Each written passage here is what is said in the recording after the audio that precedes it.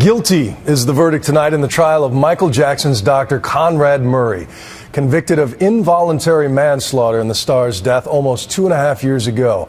After 6 weeks of hearing evidence, it took the jury just under 9 hours to decide that Murray's action had cost Jackson his life. And here's ABC's Jim Avila in Los Angeles with the latest. Jim? Bill, the Houston cardiologist brought to Los Angeles at a whopping $150,000 a month to try to put Michael Jackson to sleep, tonight sleeps in the Los Angeles County Jail. Conrad Murray, a friend and personal doctor to one of the most famous men in the world, found guilty of killing his one and only patient. Michael Jackson's parents, 2 of his sisters, 2 of his brothers, rushing to court with high hopes. LaToya tweeting en route, "Verdict is finally in. I'm shaking uncontrollably," promising followers that Michael would be with them in the courtroom, assuring the right verdict. Once inside, the family sat just a few feet away from the stoic Dr. Conrad Murray. The moment's tension broken by a scream from LaToya as the verdict was read. We, the jury in the above entitled action, find the defendant, Conrad Robert Murray, guilty of the crime of involuntary manslaughter. Outside the courtroom, hundreds erupted in shouts of justice, as back inside, prosecutors were asking for Conrad Murray to be handcuffed on the spot. At this time, Your Honor, the people would ask that the defendant be remanded into custody.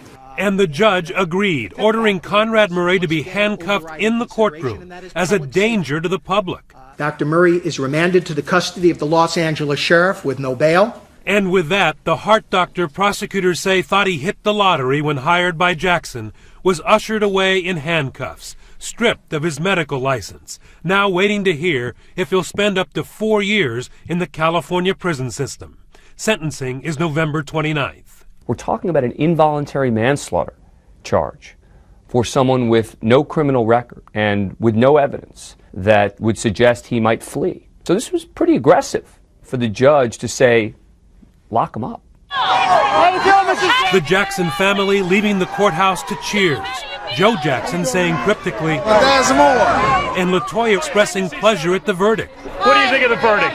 Wonderful. Absolutely. Justice was served. Michael was watching over us. The jury heard 49 witnesses and saw nearly 400 exhibits in all, including Jackson's voice recorded by Conrad Murray's cell phone, like no one outside his inner circle had heard before.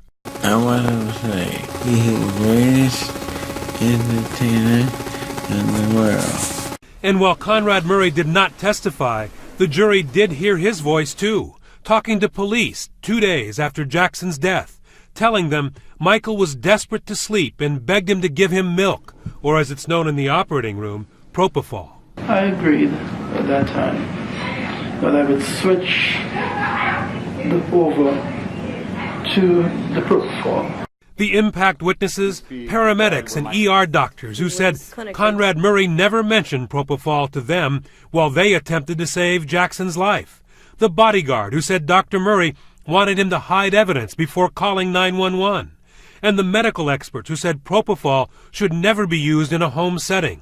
At the level of propofol in Jackson's body led to one conclusion. Conrad Murray set up a jerry-rigged IV to constantly drip propofol into Michael Jackson's system, killing him. I think the defense was always facing an uphill battle here because of the number of mistakes that Conrad Murray made and the number of things he did he shouldn't have done. The jury, transported by vans to a secret location outside Los Angeles and then making their way home, did not respond to any questions yet. Still good to be done?